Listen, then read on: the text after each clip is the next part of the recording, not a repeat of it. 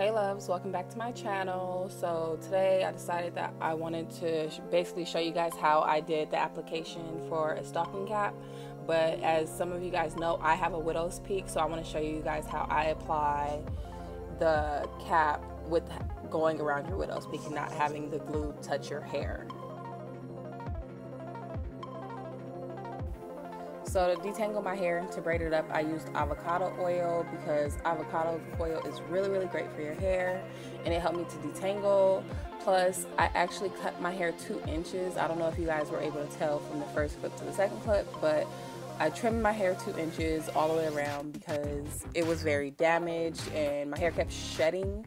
And a couple months ago, I noticed that my hair was breaking, so I just thought, why not? So now that makes 3.5 inches since the beginning of December. So here I'm showing you the gap that I'm leaving in the back because since I'm going to put on a 360 frontal, I don't want the braids to be bulky in the back and I want the lace to lay flat, and then where my hair twists up in the back, you'll actually be able to, it will be covered with track, so it won't be as bulky. Right here I am putting on the gutsy glue gel. I have the yellow and the black. And you just smooth this in, brush it up, make sure that all of your baby hairs are back and out of the way. And then you want to wrap that up with a hair wrap.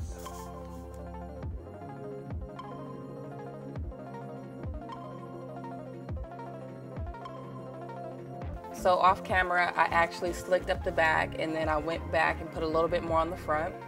And I am going to go back in with the blow dryer just to ensure that all the gel is actually dried. So instead of using alcohol, I like to use witch hazel because it's a natural astringent and it doesn't strip all the good oils out of your skin. And then I like to go in with the T Walker Scalp Protector because this is just like alcohol. This spray is good because if you live in a humid area or you have oily skin, you play sports, it's really good and it helps the adhesive adhere to your skin better. So this little stick is going to help me apply the Ghost Bond XL, and this little stick is actually a wax stick that you wax your eyebrows with, and this stick is very small and it gets right up on your hairline because I didn't want to put any of this in my hair, so I just wanted to get really close to my hairline in order for me to apply the cap.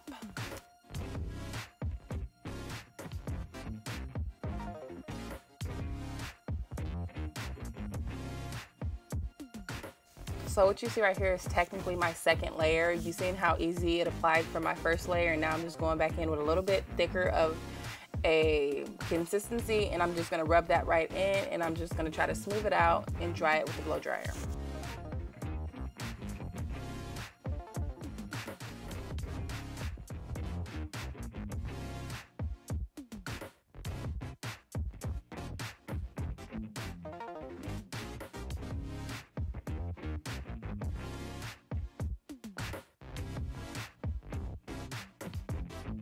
So when you apply your cap, you're going to do the opposite of what I did. You're going to put it on from front to back so that you further ensure when you're putting it on that you're smoothing your hair back away.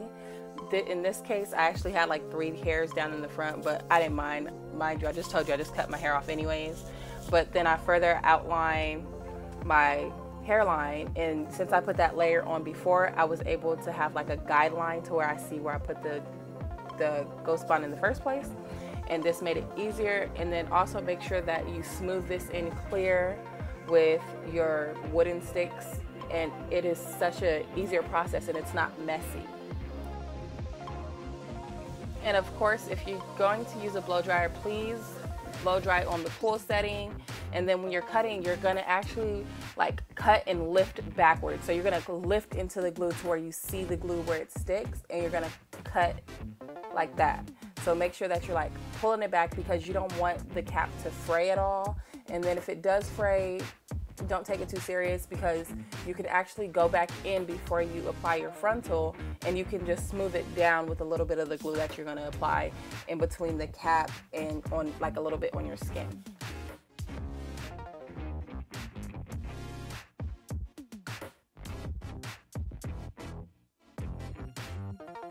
So for those of you that are like me that have actually really low sideburns, I'm sorry because you pull the sideburns, and even I couldn't even cover all my sideburns, but I don't like to cut the cap in the back around.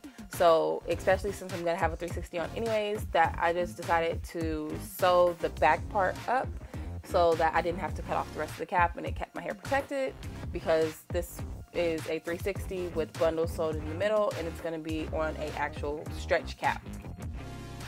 Don't forget to tune in Thursday to see the final look.